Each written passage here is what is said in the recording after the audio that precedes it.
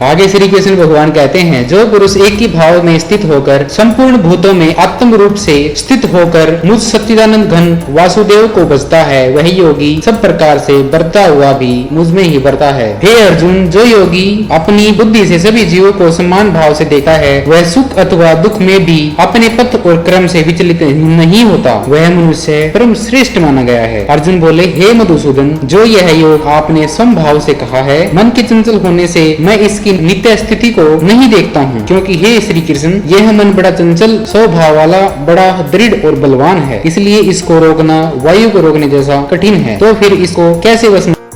श्री कृष्ण अर्जुन के सवाल का उत्तर देते हुए बोले, हे महाबाहो, निसंदेह है मन बहुत चंचल और कठिनता से वश में होने वाला है, परंतु हे कुंती पुत्र अर्जुन, यह अभ्यास और वैराग्य से वश में किया जा सकता है। जिसका मन वश में नहीं है उसे योग की प्राप्ति संभव नहीं है, और जिसने मन पर विजय प्राप्त कर ली है अर्थात मन को अपने वश में कर लिया है, उसके लिए योग की प्राप्ति सहज है, ऐसा मेरा मानना है।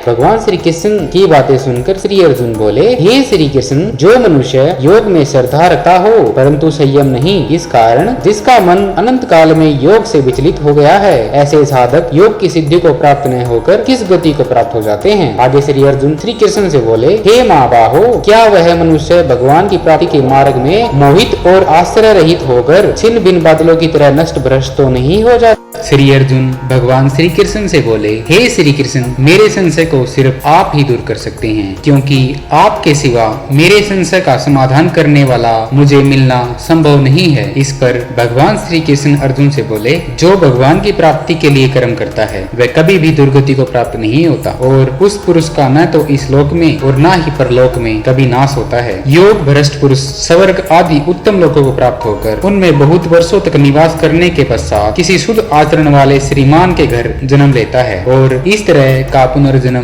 मिलना आगे श्री कृष्ण भगवान बोले, जब उस मनुष्य का पुनर्जन्म होता है तो उसे पहले जन्म के संग्रह किए हुए बुद्धि, संस्कार और धर्म की पुनः प्राप्ति हो जाती है, और हे कुरुनंदन, उसके प्रभाव से वह फिर परमात्मा की प्राप्ति हेतु पहले से भी बढ़कर प्रयत्न करता है। जब उस मनुष्य का श्रीमानों के घर पुनर्जन्म होता है तो उसके पहले जन्मों के कर्म उसको पुनः भगवान की प्राप्ति की ओर आकर्षित कर लेते हैं। तब उसको अपना ध्यान सभी ओर से हटाकर भगवत प्राप्ति में लगाना चाहिए। ऐसा निरंतर करने से वह इसी जन्म में परमपिता परमात्मा को प्राप्त कर लेता है, क्योंकि योगी तपस्वियों से श्रेष्ठ है, ज्ञानियों से भी, शास्त्र ज्ञानियों से भी श्रेष्ठ माना गया है, और सकाम कर्म करने वालों से भी योगी श्रेष्ठ है। इसलिए हे अर्जुन, तू योगी हो। इसी के साथ श्रीमद् भगवत गीता अध्याय नंबर 6 आत्म संयम योग होता है समाप्त। जय श्री कृष्ण।